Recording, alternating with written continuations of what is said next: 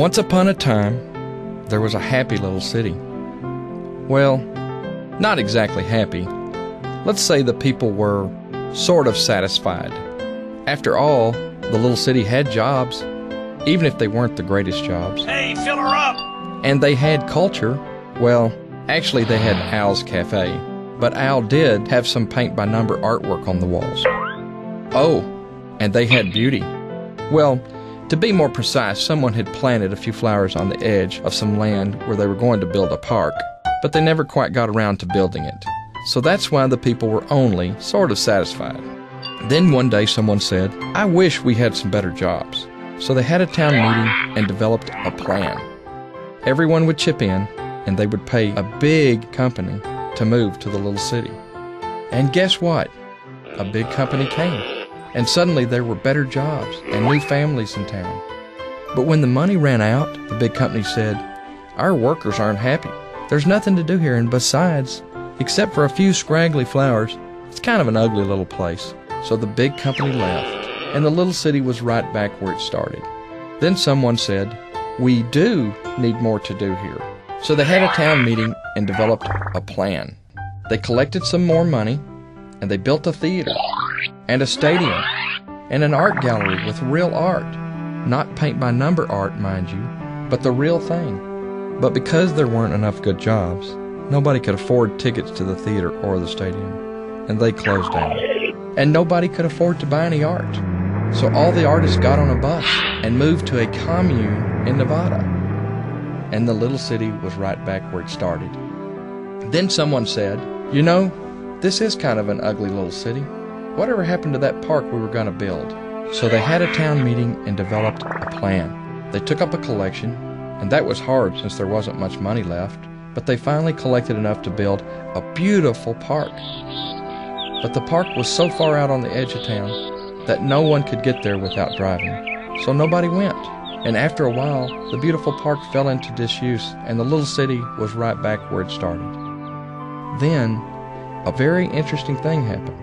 One summer evening, someone left Al's Cafe, walked along the street, and stopped to pick up a piece of trash. And they threw it away. Now, that may not seem like much to you, but when other people came along, they noticed that the street looked different, cleaner.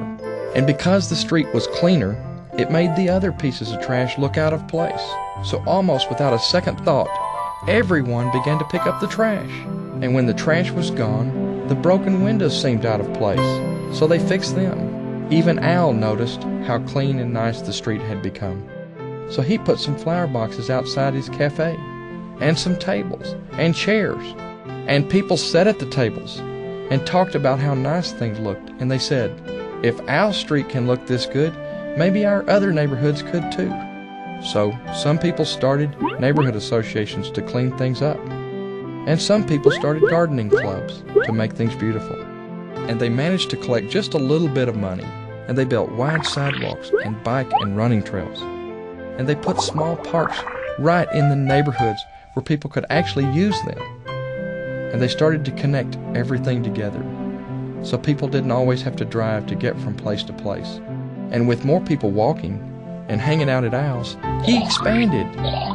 And more restaurants started to open, and other little shops and businesses began to grow and expand. Al even helped sponsor a local theater group. Now, things were hopping in the little city, and it wasn't long before they began to build a university. And then, the strangest thing of all happened. A big company showed up and wanted to move into the little city. "How much money do you want?" said the people in the little city, expecting the worst. But the big company said, "We don't need money. We need good people to work for us. And the only place good people want to live is in beautiful cities that have lots of things to do." "You know," said the people in the little city, suddenly realizing they had finally discovered the right plan for them. "We've got an old park on the edge of town that we need a little help with." So the big company moved in next to the park, which they made beautiful again. And this time, people moved near the park to be able to work at the big company. It didn't take long for more big companies to move in, and they helped make the little city more beautiful. And the good jobs gave people more money to spend, and that brought the artists back. And the artists said, "Wow, we just love what you've done to the place." And they helped to make the little city even more beautiful. So now the little city had business, culture, and education, and beauty, all mixed together and connected. It was now a sustainable little city with just the right mix of everything, and everyone was very, very happy. So the moral of this story is, the next time you're walking down the street and you see a piece of trash, just imagine what might happen if you stopped and threw it away.